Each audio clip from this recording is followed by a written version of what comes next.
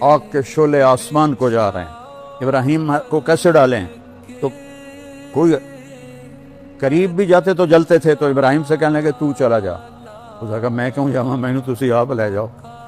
تو آخنا جی انہوں لے جا بھی ہے تو آپ بھی مرنے ہیں، ان کی کریے۔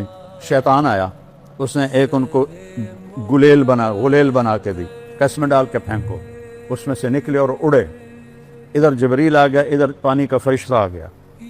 اللہ کا حاجتن ابراہیم کوئی ہماری ضرورت، اما الیکم فلا اما الی اللہ فنا، تم بھی میری طرح مخلوق ہو، مجھے تمہاری حاجت، تمہاری کوئی ضرورت نہیں، ہاں میں اللہ کا محتاج ہوں، وہ میری ضرورت ہے۔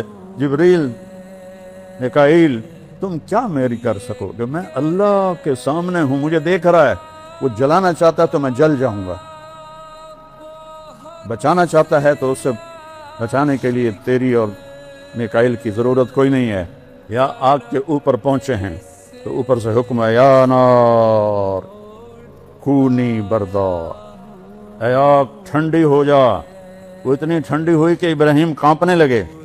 پھر دوسرا حکم ہے، والسلامہ، سلامتی سے ٹھنڈی ہو، اتنی ٹھنڈی نہ ہو کہ سردی لگنے لگ جائے۔ آگ کے ڈھیر پہ موت کا ارادہ نہیں ہے، کس نے بچایا؟ ہم نے اپنی زندگی اور موت ان بادشاہوں کے حوالے سمجھی ہوئی ہے، یہ ہمیں مار دیں گے، یہ ہمیں قتل کر دیں گے، یہ ہمارے ساتھ یہ کر دیں گے۔ یہ مچھر کو بھی نہیں مار سکتے۔